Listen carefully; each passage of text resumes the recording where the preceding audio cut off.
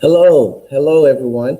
This is Tuesday night, and we are glad to be coming on with to discuss youth violence, and particularly in our area of the area of Chesterfield County.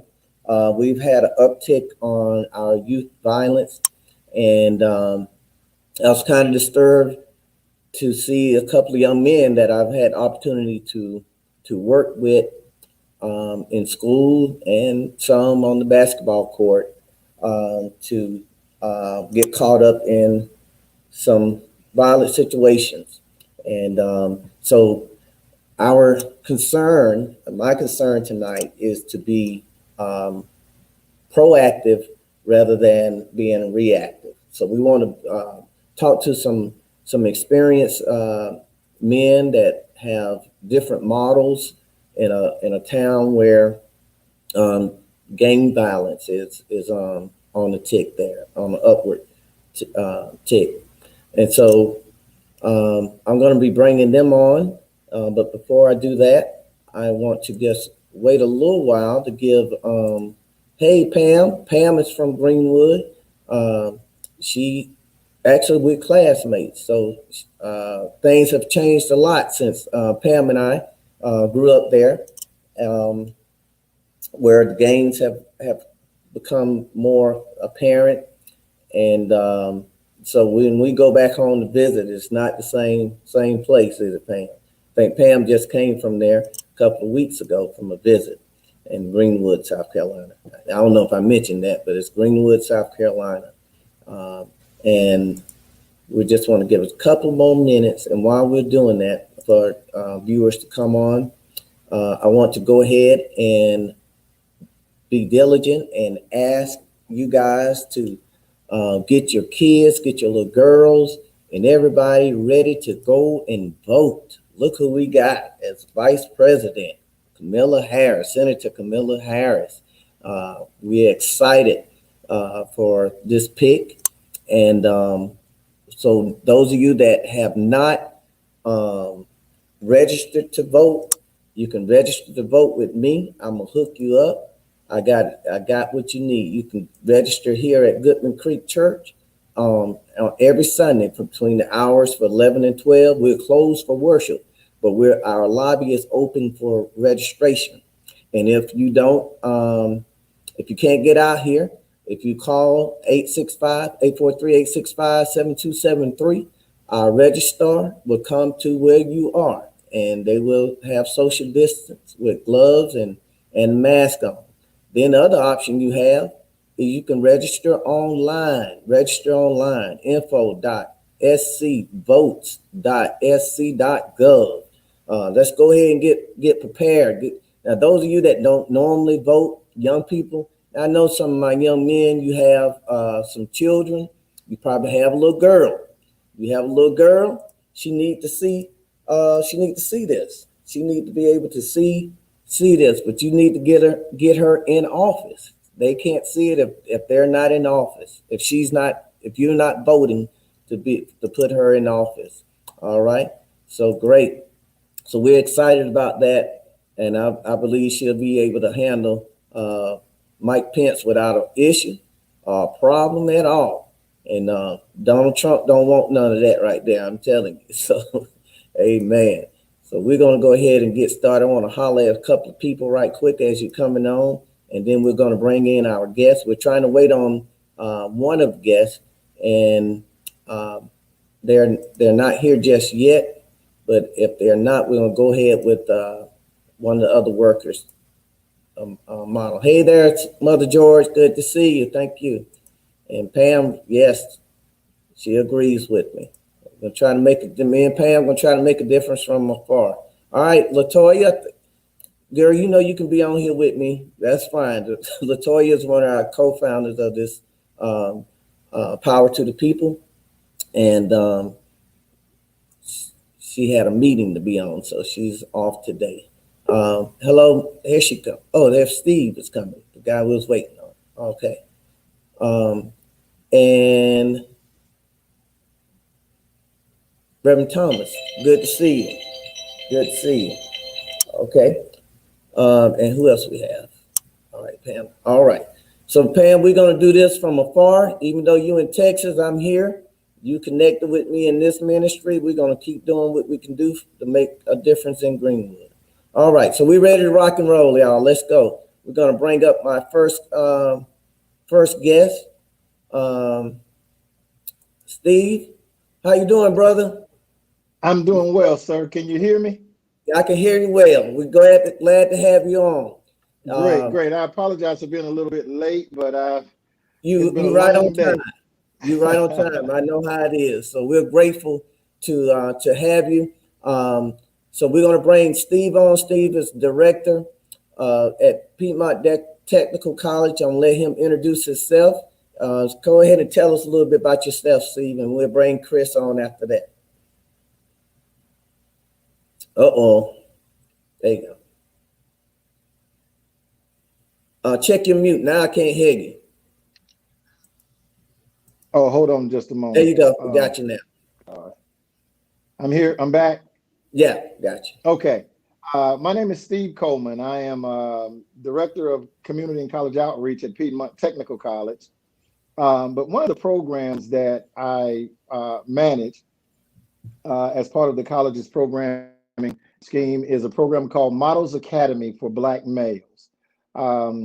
We are an organization that works directly with African American males in grades 4 through 12. Our program is a community program where we meet with our models, and models is an acronym for Men of Distinction, Excellence, Leaders, and Community Servants. We work with Black males from grades 4 through 12. We have over 300 models in our program. Our program has grown in that we used to be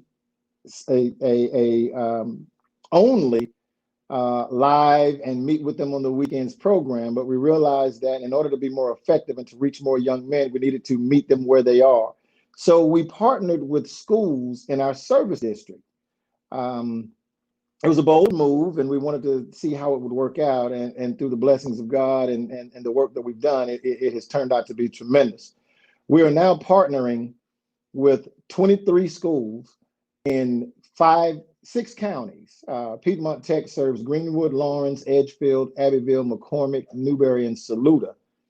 And we're partnering with elementary, middle, and high schools in all of those districts. Pastor Christopher Thomas is our historian and our writing guru. We have a young brother, Courtney Smith, who's also a criminal justice instructor and an active but inactive police officer. And so we have a comprehensive program that includes community service, academic monitoring, behavioral training, and counsel for more than 300 Black males. Okay, great, man. That's major. All right, Pastor Chris Thomas, if you could tell us a little bit about yourself. I am the director of the Gleams Dr. Benjamin E. Mays Historical Preservation Site here in Greenwood. It is a site that we're almost 10 years old. Next April will be our 10th anniversary, and we opened the site to honor the life and legacy of Dr. Benjamin Elijah Mays. He is probably the greatest mentor of African-American males that American society has had. Dr. Mays, during his 27 years, as the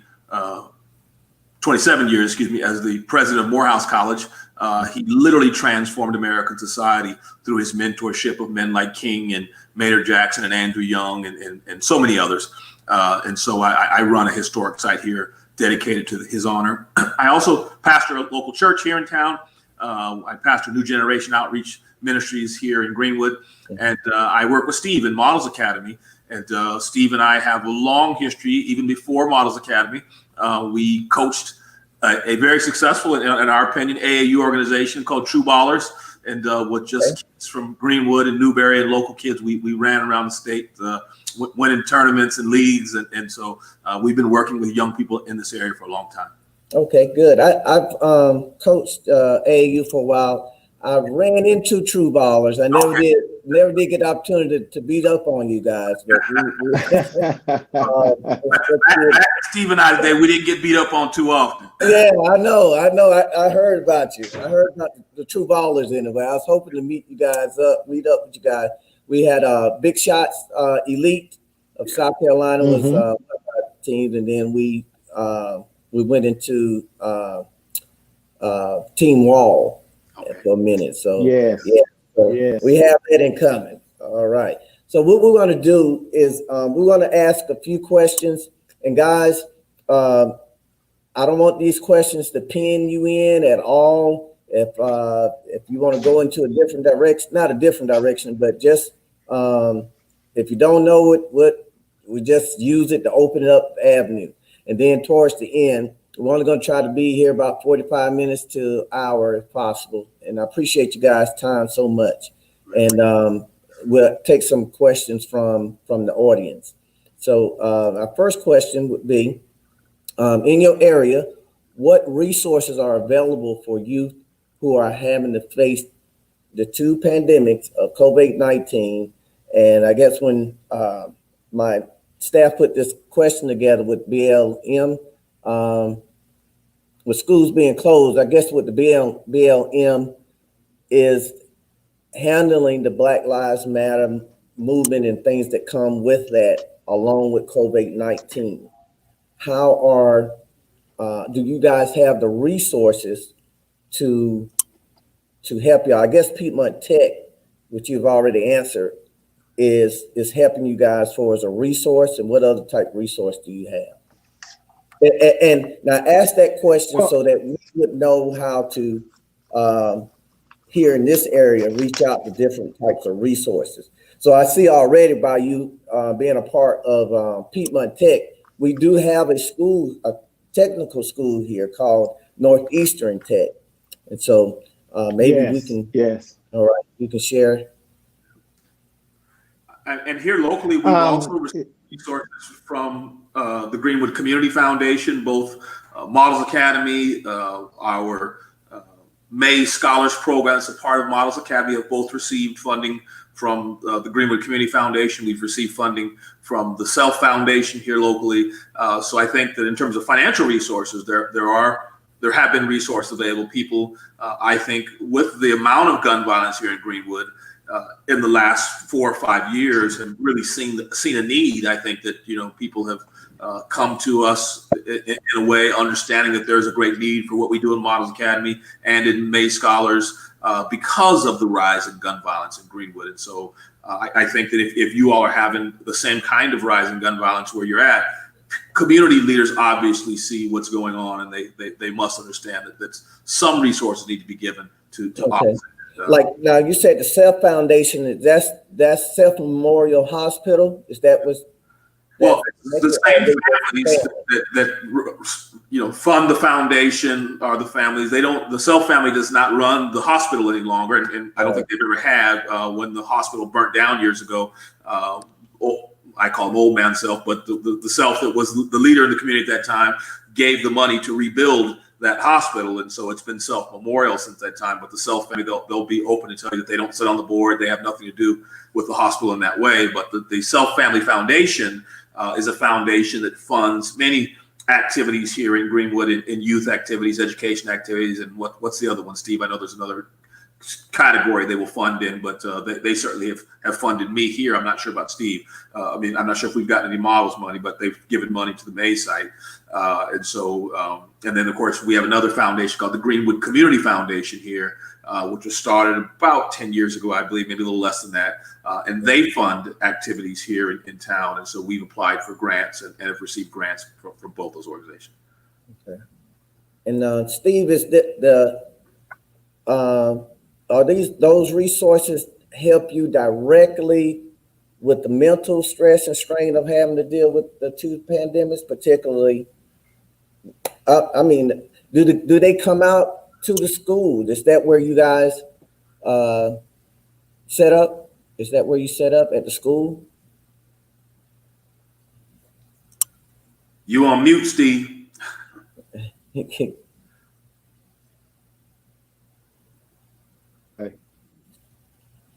I think I can hear you now.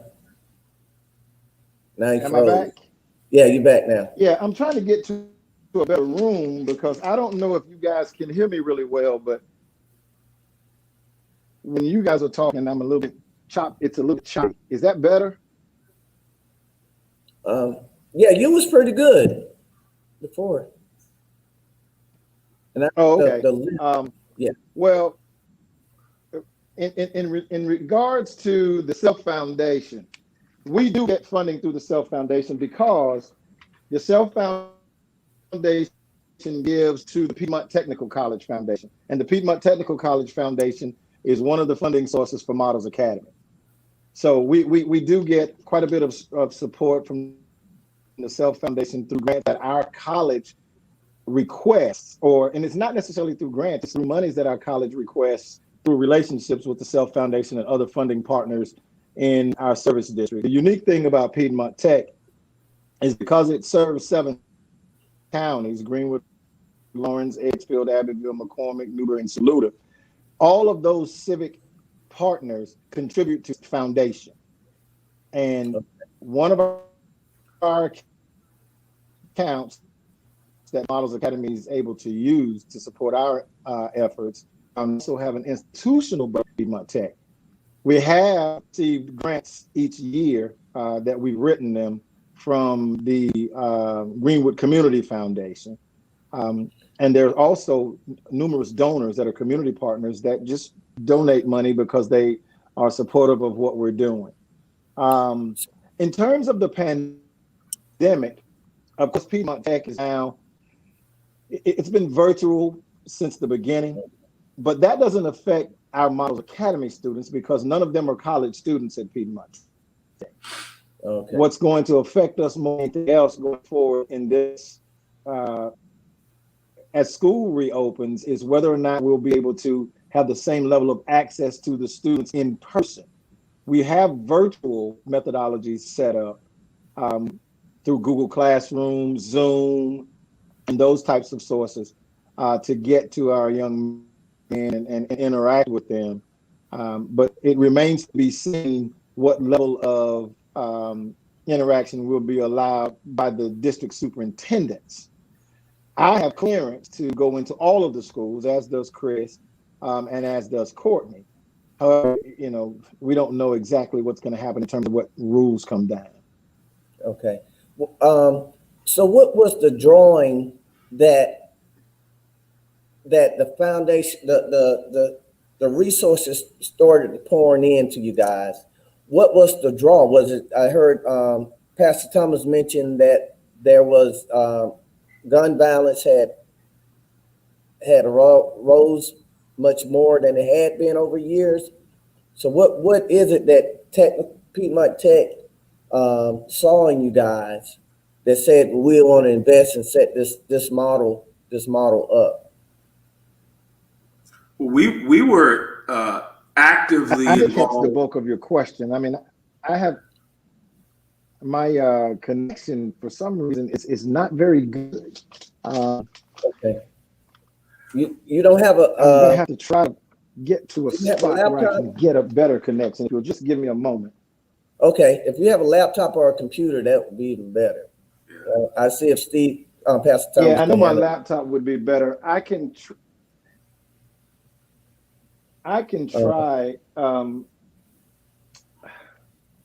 My laptop is in my car. If you would just go with Pastor Thomas for a moment, I'll get my laptop and see better. Okay, I appreciate it. All right. Okay. Okay, thank you. Dr. White, we were actually already engaged in Models Academy prior to Dr. Brooks at Piedmont Technical College seeing what we were doing and then wanting to make it a part of the college. It was our second year that we from the very first year we started to have a gala. So at the end of the year, we originally started just meeting with these guys twice a week on Saturday. That's where I want you at right there. What are you doing? What is it? What were you doing so that we can here on this side can start doing? Because right now we're not doing anything. We started meeting with these young men and sometimes their families. We were doing Black history. We were doing speeches. We were doing expanding their vocabulary, learning to speak publicly. And so this group began to grow. And then the very first year we decided, let's have a gala, which was, tuxedos, bow ties, formal sit-down dinner, hundreds of families, our young men, their parents, grandparents all came out. It was just a fantastic event. And then the second year when we were going to do it, it had gotten larger. Our group had grown. And Dr. Brooks saw what we were doing. He saw that many of these young men that had been a part of our program that were enrolling in Piedmont Technical College through Models Academy were coming with kind of different aspirations and things. And so he thought it was good that he would support us. And so you're right quick with Dr. Brooks. Who is he? He is the president of Piedmont Technical College. Okay, all right. He's soon to retire in December, I believe he'll be done. But he's been just a great supporter. And a lot of that, of course, Steve had cultivated a long-time relationship at Piedmont Tech during his years of employment there. And so our group began to grow. And so the second year, he opened up his pocketbook and gave us a donation that helped us with our second gala. And then after that, he decided he wanted to make Models Academy a program of the college because he saw the work that we were doing. The families were responding. They thought it was a great thing. And so that is a lot of what we were doing. And we were, taking these young men on field trips. My group, I take to Morehouse 3 times a year. We go to all the Crown Forum series at Morehouse, the Howard Thurman Crown Forum in November, the King Crown Forum in January, and the Benjamin E. Mays Crown Forum in March. We now have had 3 young men from our Models Academy program matriculate to Morehouse College because of that. I have a fourth that went to their World House Academy. It's a 2-week program on Morehouse's campus. We applied and he went, and he's planning on in the spring to matriculate to Morehouse College. And so I think one of the things that we've tried to do is to give these young men and their families exposure to things they might not normally have exposure to, and challenge them to go on in life, to do greater things, to aspire to higher things, to believe that there's more possibilities for them than just hanging out on the streets here of Greenwood. And so, we've really tried our best to really encourage these young men to look beyond. I took a group of them to the lynching memorial in Alabama in 18, I think it was. And so, we've tried. We plan on taking them next year to the Black History Museum in Washington, D.C. And so we've tried to expose them, encourage them to read, encourage them to study Black history, to know Black historical characters, both male and female, to write papers on these men and women. And so these are the kinds of things that we were doing that really led to Piedmont Technical College saying, these guys are doing a great thing, and we want to make this program part of the college. Okay. Well, were you able to get the community or younger men involved? How were you able to recruit people to be involved? But I know it's not just you and Steve. You and Steve. How else would you get others involved? So we just really went out and recruited. We started off with young men that we knew. Of course, our sons at that time were old enough, young enough to be in the program. They've all, with the exception of my youngest son, who is a rising 12th grader at Greenwood High School. This will be his last year at Models Academy, but he was probably an 8th grader or a freshman, I guess, when we started, something like that. And so we just really went out in the community to let people know what we were doing. And as we began to do it, it just grew. We had young people, their parents, grandparents that wanted their sons, grandsons involved in a program like this. I think over time they grew to trust Steve, Courtney, and myself. And so, many of the parents themselves, particularly the mothers, got involved and put on our gala and helped us plan field trips to take young people to a football game at South Carolina State. And so, even some of the moms that their sons have gone on will still help and assist. And so I think we got people involved by building this program. We also began to have these conferences that we would put on. We would do 3 of them a year where we'd bring in speakers, and they would usually be at Piedmont Technical College, and the young people would break out and go to classes. We bring in, speakers from the outside. We've had speakers come from as far as Atlanta, and so these became very popular. The themes that we would deal with were things that parents wanted their young people to be exposed to get involved in. And so I think that we were able to build a base of young people just really by word of mouth and by people hearing what we were doing. And I think by the enthusiasm of the young men. One of our first group of young men, he spoke at our gala probably 3 years ago. I think he was, one of the early young men to come in.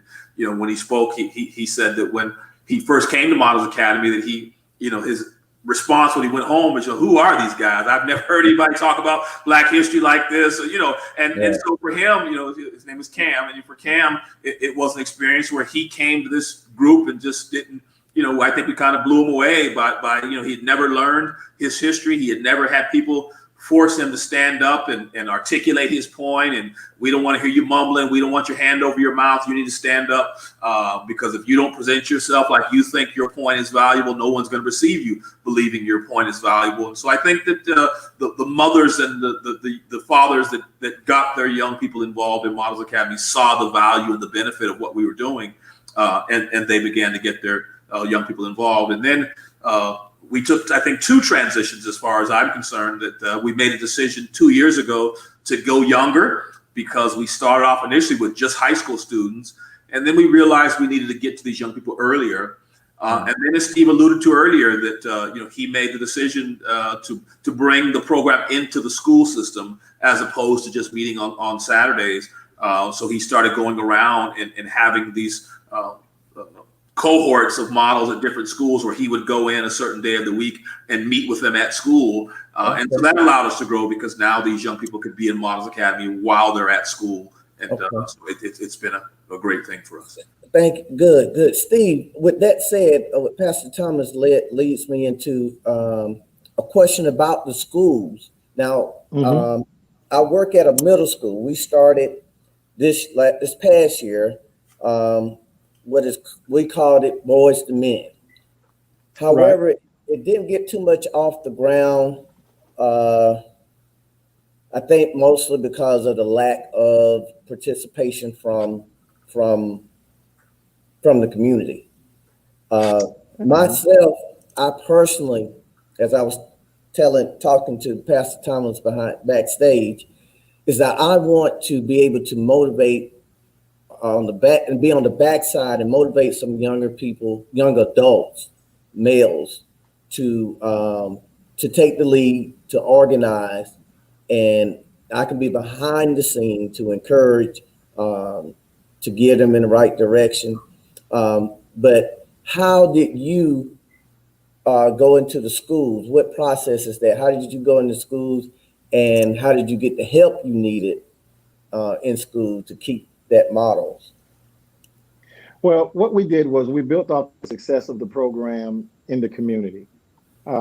As Pastor Thomas stated, we had success. I mean, we had 111 models that were on our rosters, but we were faced with the same dilemma that many programs are faced with in the communities, that, we have a passion, we have a plan, it's all laid out, it's right there, ready for reception by the cohorts of young men.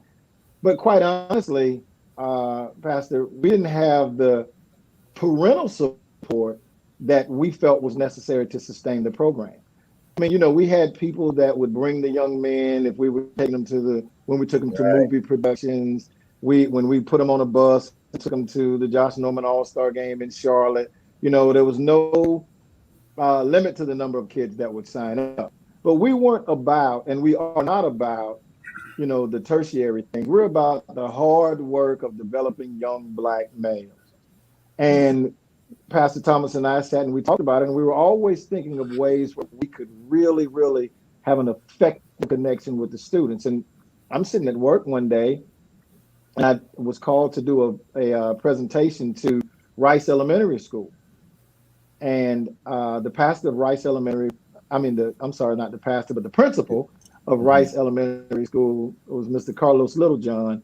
And after I did that presentation, I just turned to him and I said, it would be great if Models Academy would partner with your institution, with your passion for your young Black males, and we would meet with them in your school weekly. He thought it was a great idea. And so we piloted the program at Rice Elementary School. And I asked him, I said, if you feel like this is working, one of the things that we want to do is we want to replicate this program. And we'll need you, and would you be willing to assist us in doing that? And he said, man, whatever I need to talk to, I will. So then I contacted every principal in our service district. I can't recall how many, it's 60, 70 of them. In all of the schools in our service districts, like I said, Greenwood, Lawrence, Edgefield, Abbeville, McCormick, we were in Saluda. I knew that we only were a number of available slots, so we wanted to see who would respond first. Well, the response was tremendous. And immediately within about a week, we had 14 schools contact us saying, we want you to bring this program into the school. So I met with those principals and guidance counselors, their entire administrative staff. We developed a models manual, which I'll be more than happy to share with you, to give you a copy of it. The blueprint. Yes. Pastor Thomas and I put together a number of lessons, Black history, all of those things. And every model that's in the schools has a copy of that manual. And so what it is it's a guide. Each week we'll pick an assignment and they'll complete that assignment. And when I go in, on every Tuesday morning, I went to Lakeview Middle School. When I go in on Tuesday morning, we know what we're going to talk about. We're going to talk about that assignment and how it affects you and how it affects your family. It was that process of contacting principals, and the principals loved the idea. And they gave us access to their staff and to those students at a specified time every week at the same time in their school. Okay. I have It honestly, sir, wasn't very difficult, because one of the things that we all know is that if you are paying attention, as the principals in Greenwood had to have been paying attention, because Greenwood, hot city when it comes to violence and the negativity that is portrayed towards and around and available to African-American males. And we talked about that. We put ourselves out there as being directly in the path of trying to obstruct that negativity from infecting all of our young boys. And the principals and even the superintendents were involved. We had to, before I went to a principal, I contacted superintendents as well and got the okay to the principal. Even the superintendents were on board. And so we got in and we started doing the program. We started publicizing what we did on social media pages, on our Facebook page, on our Models Academy page, on Instagram, on some others. And then principals started contacting us and saying, we want this program at our school. We want this program at our school. It's taken off. It continues to grow. We've since expanded to housing authorities in 3 counties. I'll give you an example. In Newark Housing Authority, where I grew up, there's 5 properties, and there's one big central location where they have an event center and all of that, and that's where we meet. And Newark Housing Authority taking the initiative to find vans to get students to come to those sessions when we meet. So we've got Newberry Housing Authority, we've got Abbeville Youth Center, and we've done presentations in churches and other organizations throughout our service district. Do you, when you go to the housing authorities, what is the motivation to get the kids to come out to meet with you? Do you feed them or something to that nature, or what is it that get them out to the sessions? Repeat the question. I'm sorry. When we go to the housing authorities? Yes, when you go to the housing authority, the kids there, what do you do to get them to come out to your session? Is it because I've done that before, and it was good. Just the manpower, but we would have to always have something for them to eat that would get them out there, like hot dog or pizza. So is this something that you guys do to motivate them to come out? Well, what we did, we treat the housing authorities just like as if they were another, but I treat it as if they were just another school, but a big school. And what the housing authorities, I told them their responsibility was to get the information that we shared with them. For instance, with Newberry, I gave them a Models Academy fact sheet, and they do mailings to their to all of their tenants throughout the year. And mailing became one of the distributed through the Newberry Housing Authority to parents. The interesting thing is that main place in Newberry is where I grew up. I was raised in that housing authority, so a lot of the parents that are there were my high school and middle school classmates, and they knew me, and so they sent that information to the parents, and they could sign up on a list with the housing authority in Newberry, Dr. White. And my responsibility was when we scheduled meetings, the parents and everybody that lives in the Grants Housing Authority can walk that center. Right. So it wasn't having them gym in a big classroom that we use as well. And I go in, and the same presentations on the same schedule that I'm doing in a school for that week, I would do in that housing authority. But the housing authority, once again, embraced us. And excuse me. So they would come. The parents were making them go to the sessions. I think one thing, Dr. White, that we there's some at the beginning. We had the first time I met with that group, there were maybe 15 or 20. Then the next time we came back, we had a couple parents peeking in and saying, "What is this all about?" Then by the time I met with them on the third Saturday, at one point there was the largest number. We had 79 Black boys in the gym that day, and we sent them home with some paperwork they could give to their parent, and things were starting to really take off. And then here comes COVID, and so we're going to have to kind of do a restart. But I met with the director there, and it's still all on go. And the parents were, once they vetted, so to speak, oh no, these people aren't crazy. This is something real, and this is what they're talking to about our young men. And Newberry was a target audience because Newberry, like Greenwood, had seen a tremendous uptick in black-on-black crime. Several young males had been murdered by gun violence, two of whom were my classmates' children. And so we sound strange to say, but we capitalize on the fact that, this is what's happening, and we need to have some form of intervention. Okay.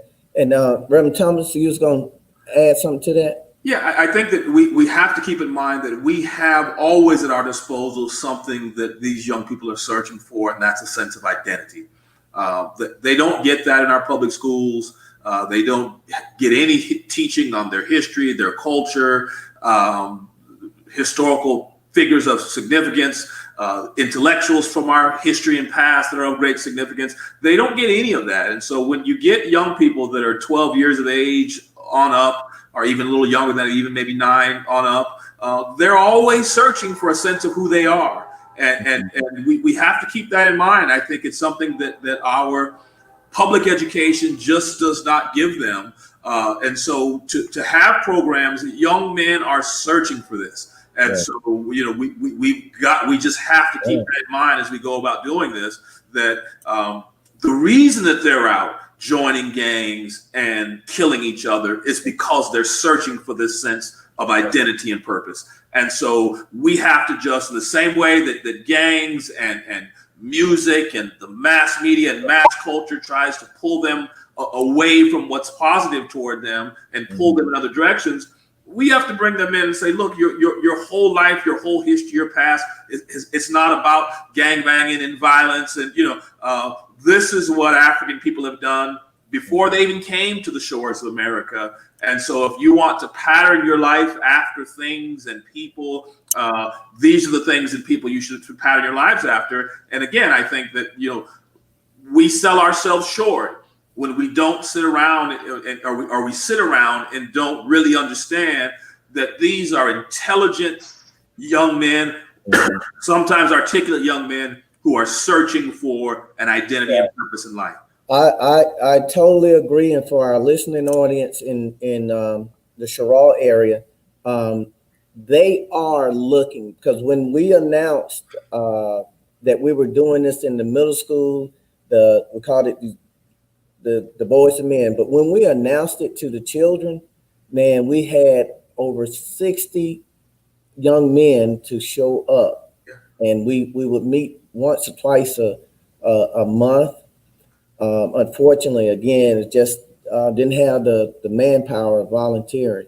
One of you guys keep the stats and the facts. Can you tell us what is the stat in Greenwood as it concerns gun violence in a year's time, or what's the stats there with gun violence?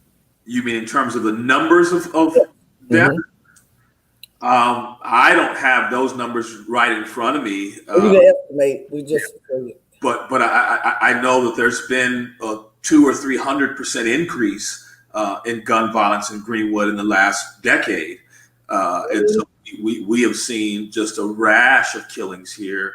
I mean, Steve and I probably know in the last decade, I would say 25 young African-American men that have either killed someone or been killed by someone.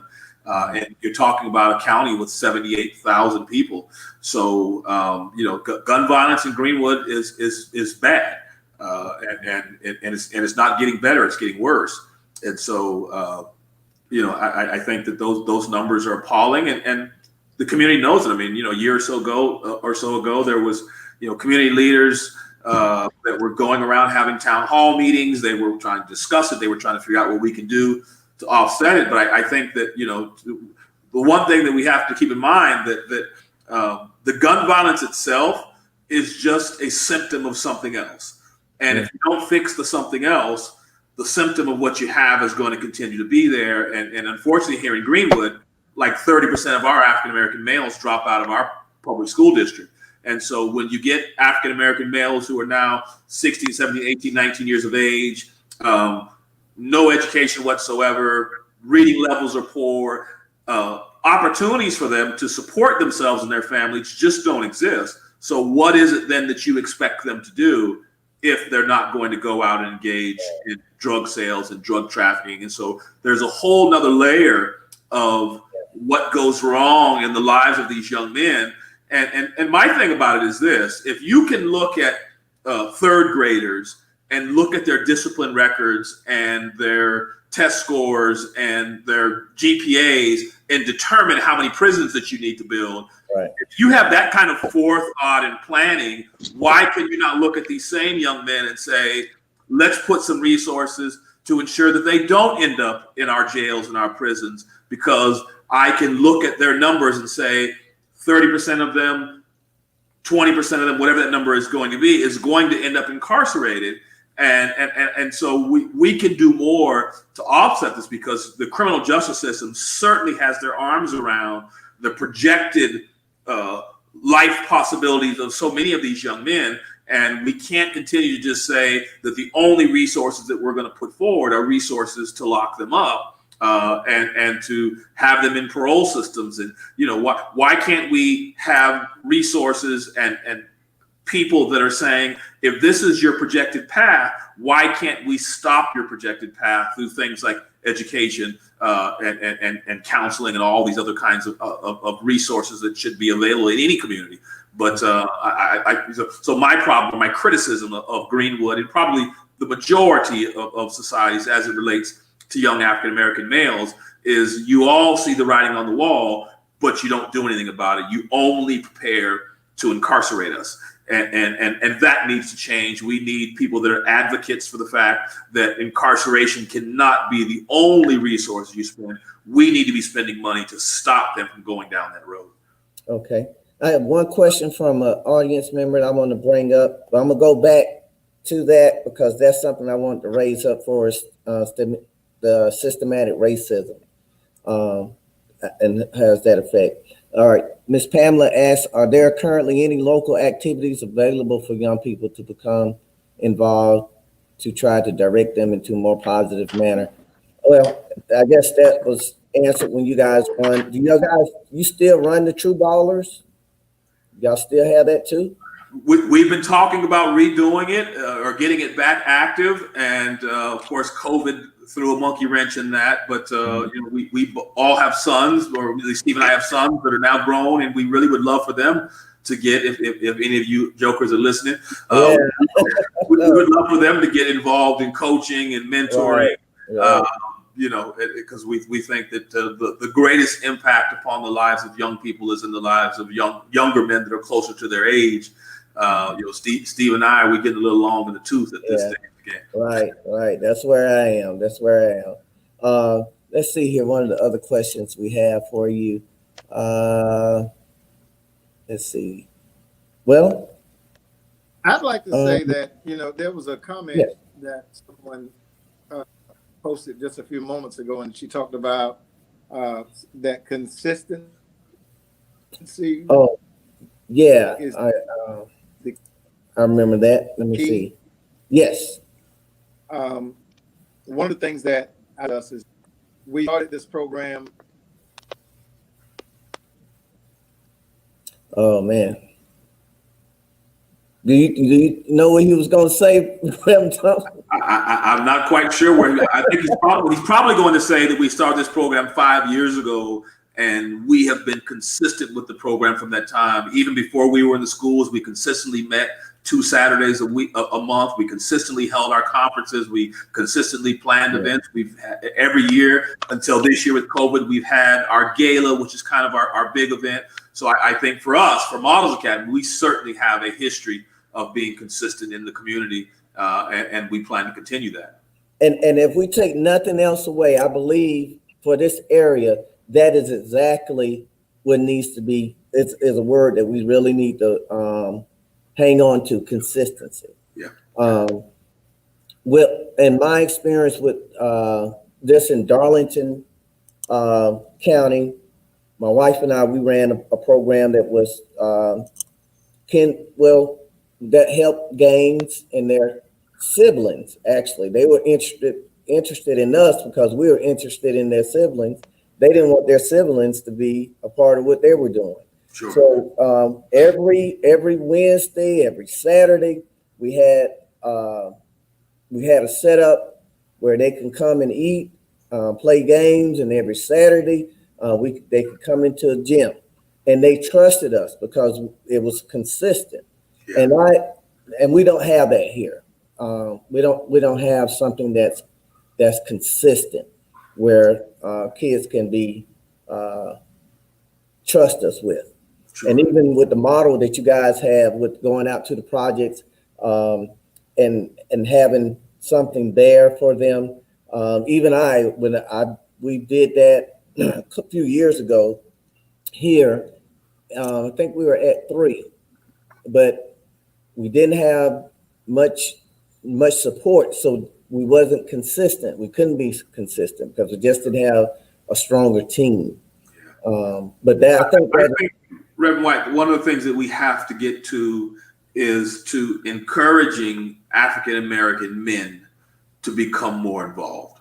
Yeah, we really, as a demographic group, have not really, probably for the last 40 years, taken on the kind of leadership that needs to happen in our communities, and I think that we have to get back, and particularly to grassroots men. Society has taught so many of our young men that if you don't have a master's degree or a doctorate degree or a big job, or that you're not of great value to your community. And I reject that idea. I reject that notion. I think that the young grassroots men of our community can do more. They can be more. They can take on leadership roles. They can get more done in their own communities, particularly as it relates to their own seed, because these young men that are running around these communities, these women didn't have these babies by themselves. Some man planted that seed for that child to grow. And so I think that we have to get back to encouraging African American men to get involved. You don't have to have jobs as directors and be college administrators to start a program for Black males. Why is it that you think that is? And Steve, you can chime in. Why is it that you think that we as Black males don't get involved with? We've been bamboozled. 4 decades ago, the federal government told our women that we will give you a discount housing, we'll give you this, we'll give you that, but you got to put that Negro out the house. Right. And so it devalued us both in the eyes of our own families. It's hard for your wife or woman and children to look at you in a certain way if mama's now married to the government and the government's providing everything. And so I think that Black men need to get back to understand that don't let the government put you out of your house. And Black woman, you're not in a better standing if you're raising children without that man in the home. It sounds good, but it's not a good thing. And so I think that we have to get back to restructuring our communities in a way that our men are involved, they're engaged, they're active fathers, they're active community change agents, and we've got to stop accepting this buy and this trade-off that says, we'll give you some help, but the destruction of your family is the price you have to pay. And I think that we have to get away from that.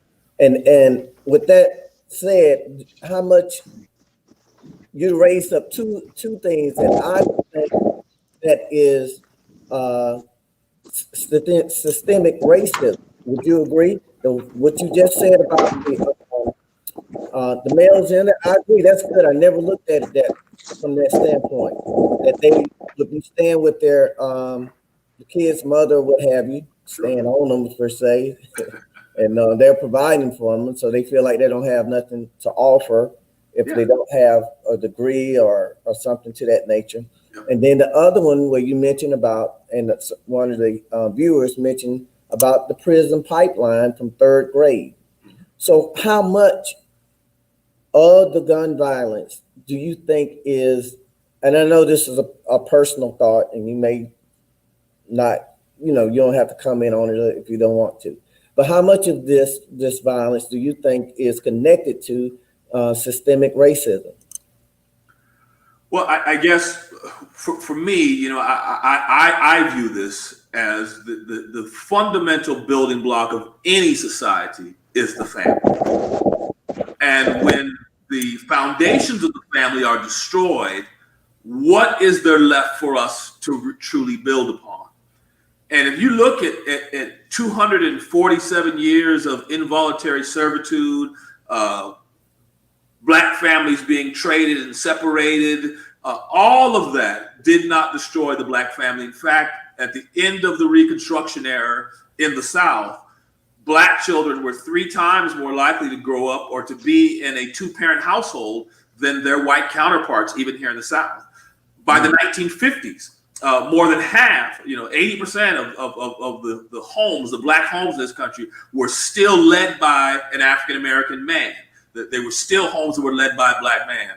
And it wasn't until the Great Society and this whole move towards public housing, within 2 decades of public housing, most whites were being moved out of public housing. Public housing projects were not built for Black folks. They were built for white folks. And then they moved those white people to suburbs with government grants. And then they put us in public housing. Well, the policies with us were very different. So when whites were in public housing, they said, your man can be, and he'll have some kind of discounted rent. He'll go to work every day and he'll pay his rent. And so these housing projects at that time were still sort of male run, that people paid for kind of environments. And then they moved black folks in there, and in the 1950s, and by the end of the 1960s, they'd come with all these policies that essentially said, we'll help you.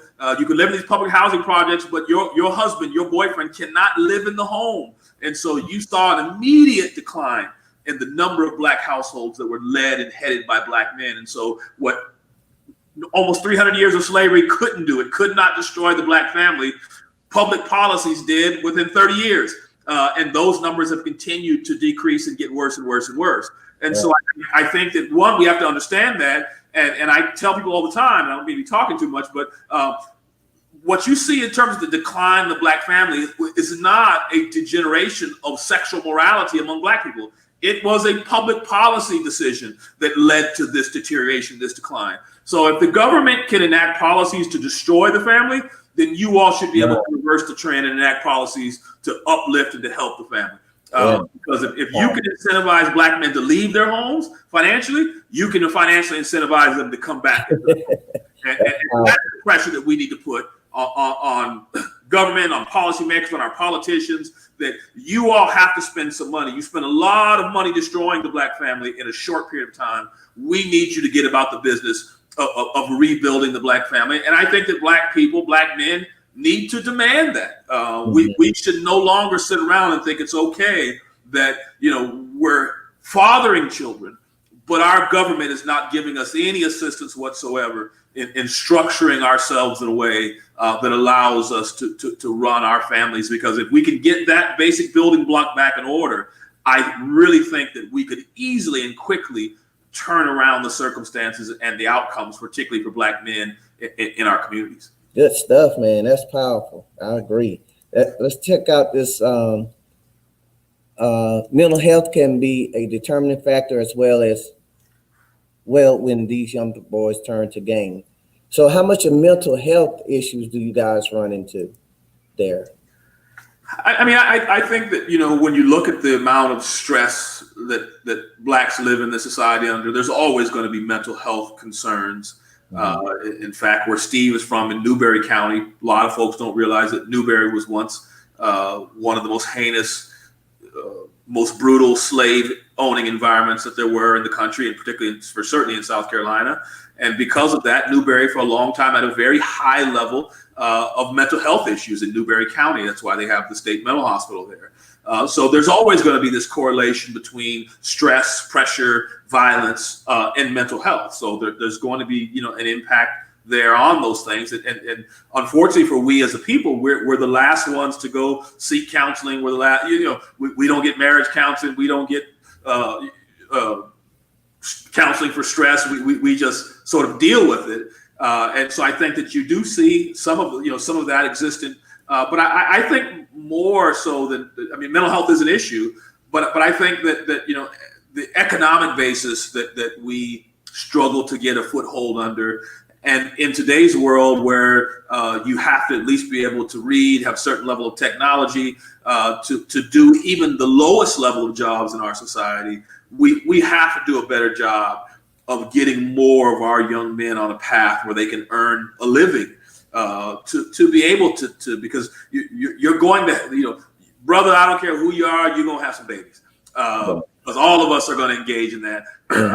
That's just the reality we have to face. That if you run into a young 15-year-old boy, I can guarantee you in the next 5 years, he's going to have a child, possibly 2 or 3. Right. So the question is, how will he be able to handle, to feed, to clothe, to shelter those young men? And we've got to get more young men to a point where they're capable of being husbands and fathers, because I believe that it's their desire to do so, but society doesn't really give them a step up in the way that we need it to in order to help these young men. What we do is we put them through a very poor education system. We see that they're failing when they're 5, 6, 7, 8. We don't do anything to stop it. And we see they're in a family situation struggling. We barely assist their mothers. And then all of a sudden they get 17, 18 years of age and we just turn them loose. And then, wonder why they end up getting involved in gangs and violence. Well, what else is it that you want them to do? They're most of them aren't capable at that point of taking on even fast food jobs to some degree. Many of them get criminal records very early on that prohibit them from even be able to get employed. So if you give a 15-year-old a record or 16-year-old record for simple drug possession, and you don't expunge that record, and then he's 17, 18 looking for a job, he can't even get hired because of what's on his record. So, right. So I think there are a lot of, as you say, systemic things that need to be worked out. Yeah. That, as someone mentioned earlier, this whole path from schools to trouble in school to what we have here, the Genesis Center here, which is where they send kids and they get kicked out of the Greenwood District 50, where they take them over there and they march them around, and none of that is most of those kids never transition back into the regular school. I agree.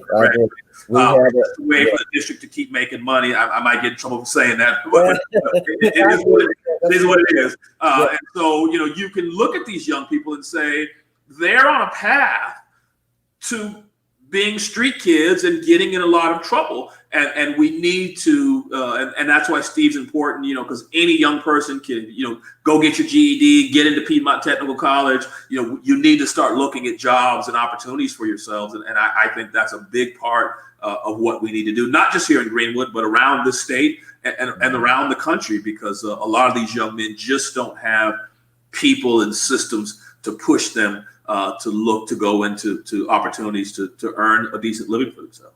Okay, and we'll take two more questions and then we'll let you go. Okay. How much of hopelessness leads to hopelessness? And I believe there are a lot of hopelessness, even with the adult male, that hinders them from getting involved, that they seem hopeless or see hopelessness, especially if they already living with the mom and all that stuff, and then perhaps how much of the children do you think that spill over to hopelessness? I think that it is a big part of it, and that it's tough for you to achieve anything in society that you can't first see it. So if you can't envision something, it's almost impossible for you to get to where you're trying to be, because you don't have anybody in your life that's ever achieved the things you want to achieve. You don't have any role models around you that have ever achieved the things that you're trying to achieve. You say, I want to go to college, but grandma ain't been to college, grandpa hasn't been to college, aunts, uncles, those kinds of things are very, very difficult. And one of the problems is that hopelessness usually leads to things like alcohol and drug usage. So one, you're already poor. I mean, oftentimes you're living at or below the poverty level, and now you're spending money on things that are addictive. And they also are a cycle that once you become engaged in alcohol and drug use, it furthers your sense of helplessness. And so I do think that we need to get young people to get our arms around them, around their minds, and show them that there are opportunities for you out there. There are things different than your surrounding, your environment out there. And we have to show them a brighter possibility for themselves than just what they're seeing in front of them. Because what they are oftentimes seeing in front of them is a sense of hopelessness. If your mother and father are hopeless, what you hear, what they speak into your life, what they say to you is often hopelessness. You can't do this. You can't achieve that. Stop thinking you're going to do this. Stop thinking you're going to do that. There are not a lot of positive reinforcements in their lives. So yeah, a sense of feeling of hopelessness does pass down to the young people. To probably wrap this up in a nutshell, and I have one question after that to follow this. Would I be okay with saying, with all that said tonight, that if we were, as a community, get our arms around a model of meeting young men in the school and projecting that hope, even taking them places like things that you mentioned that you guys do, that projects hope, because now they're getting away from the environment to see something positive. And to see you guys on a consistent basis gives them the reinforcement that is needed. Sure. Yeah. Would you say that that would be the starting place to be effective in rooting out youth violence? I think that's a starting place. I also think investing in resources. There is a whole literary legacy of Black people that is inspiring, that is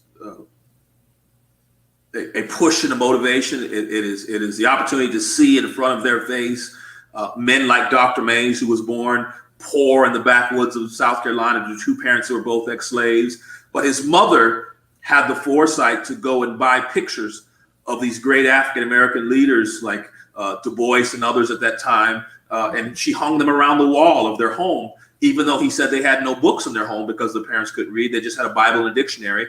But these men and women that hung on the walls of his house were a source of great pride and inspiration to Mays. In other words, he saw in them possibilities that he didn't see in his environment. And so Mays gets in his mind very early on. He began to dream big. He wanted to go someplace out of the South where he could sit side by side in the classroom with white students and prove that he was as mentally capable as they were. But not to tell a long story, but I think that put Mays in a position where his whole life he began to dream and aspire to higher things. He didn't let his environment dictate to what he was. And he used to tell his students, he said, it's not in your environment, it's you. The quality of your mind, the integrity of your heart, and the determination of your will that will shape your life and determine your future. Mays did not, he began to reject the idea, and this is what we have to put in young people, that your environment is not the greatest determinant of your outcome in life. You are. And we need to give them that sense of self-agency. I don't want to hear you cry about what's going wrong, what's wrong around you. Change your life, do something about it. Sit down, sit your hips down and do something in school. Let young people know that you know that your society spends $150,000 on you from 5 years of age to 18 years of age. There's a great investment made in you. Take advantage of it. And I think this is the message. We have to change the messaging to our young people that they can achieve, that you come from a people before you set shores or were put on ships and set shores on the soils of this land. You all had achieved science and mathematics, and some of the greatest education centers of the ancient world were in Africa, like in Timbuktu. And so, you come from a people that have achieved great things. And so we expect more out of you. And I think that's what we have to sit down with young people and to get it to their minds and to their heads. All right. If we wrap our arms around all that, the last question would be how, and on next week for our listeners, we're going to have from the Chesterfield County, we're going to have police chiefs on from each town that's in the county. And then there's a couple of police chiefs will be from the border side of the county will be on with us next week, along with the sheriff of Chesterfield County. And I hope if you're available, and I'm gonna send you a Starbucks card. If you're available, I like Starbucks, bro. Good, you on then. I got you. I'll owe you. If you're available, you can come on and help us kind of navigate some of the questions that we will have for the law enforcement. But how could we? How should our community involve law enforcement in all that you've already given us? How can we couple them in? I think that the one thing that law enforcement needs to do is to be present in communities other than when you're locking us up. Too oftentimes we don't encounter police officers until such time as that they're putting handcuffs on us. And so I think that there needs to be a better building of relationships between communities of color and police officers. I think that we need more African Americans on police forces. I think we need to work to eradicate the Uncle Tom stigma that confronts African American police officers. I think that being police officers are noble occupations that more young Black boys should look when they're 5, 6, 7 years of age and desire to go into police forces, but they don't because we in our own communities have branded the police as our enemies. And so I think that we need to work on building better relationships between communities of color and policing forces. So I think that's a big part of what needs to happen. It can't continue to be this, them versus us mentality as it relates to police. Do y'all's model include them in some way? We do quite a bit of that. I wish Courtney would have come on tonight, and maybe we can get him on next week as well. Courtney Smith is a former sheriff officer, was a part of the drug unit here for many, many years. He's actually a criminal justice instructor at Piedmont Technical College now, but for many years he was a police officer. And so we do a lot of talking to our young people, even about things about what do you do when you get pulled over by the police. We have those discussions, and so again, I think Courtney would be great for that conversation. Okay. That is his expertise and his experience, and I can reach out to him and see if he's available. He probably would be, but he certainly would have a lot to contribute to that conversation. Okay, great. Got one more question. Is how do you think raising the minimum wage and more opportunities despite your record would be a tremendous help? I agree. Yeah, I believe raising. Yeah. So I think that raising the minimum wage can be a short term, but in my opinion, raising the minimum wage doesn't particularly help, because if the minimum wage goes up and my landlord raises my rent, then what we really need is people that are trying to get away from minimum wage jobs. And again, I'm not saying that a minimum wage job isn't a good job for like my son who's 18, who's in high school, who's working he's not paying any rent. But if he's still working a minimum wage job at 25 with children, then that's a problem. Mm-hmm. So the minimum wage, even if you raise it to $15 an hour, it just sort of creates, I think it puts too many of our young people out of work, because when so many of us need that first job, that there's a lot of those jobs available at $8 an hour.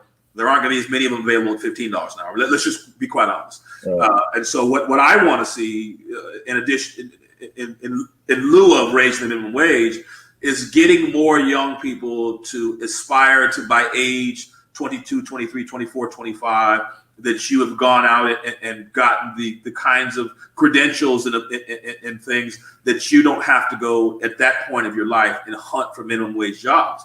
Because if you're looking for, years ago when I ran a branch for Wells Fargo Bank, I used to tell all my tellers, don't be a teller for life. You need to try to get one of these banker jobs over here at these desks, because those are the jobs you can live off of. Those teller jobs are tough to live off of. And so what I want to see, I guess, in response to your question is, and I'm opposed to raising the minimum wage.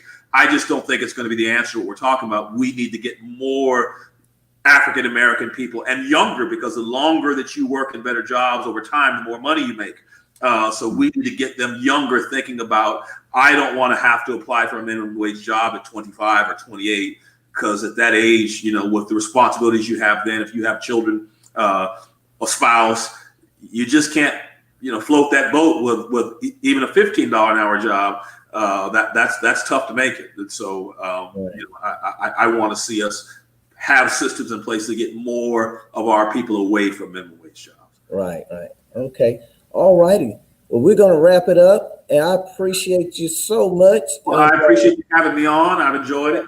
And I enjoyed it too. And hopefully I'll get some information out for you next week. Okay. And we'll have a conversation with some of the law enforcement. And those of you that's listening, if you have questions you want to for our local law enforcement, if you would I'll figure out how to just put it in chat. I get it if you put it in the chat. And Rev, if you have any questions that you think will be good for them as well, if you can email me, I'll be sure to get it in. Okay. And I'll get with Courtney and okay. All right. Okay. Appreciate you. Have a good night. Okay. I'll get that card out to you. Okay. All right. All right. Take care. All right. Thank you guys so much for being with us on tonight. Went a little longer than I wanted, but this is extremely important.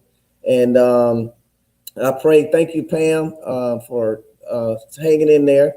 And actually, our numbers held for a good little while, so we passed over an hour.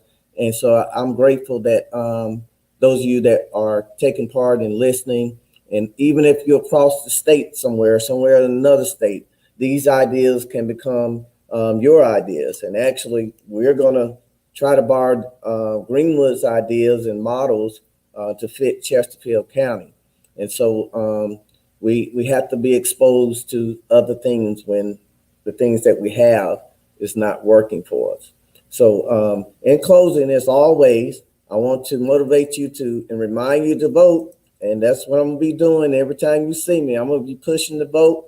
And we're going to push it all the way to October. I think is the deadline. I saw somebody had gave me the information on that. Hold on just a second. I'll find it, I think.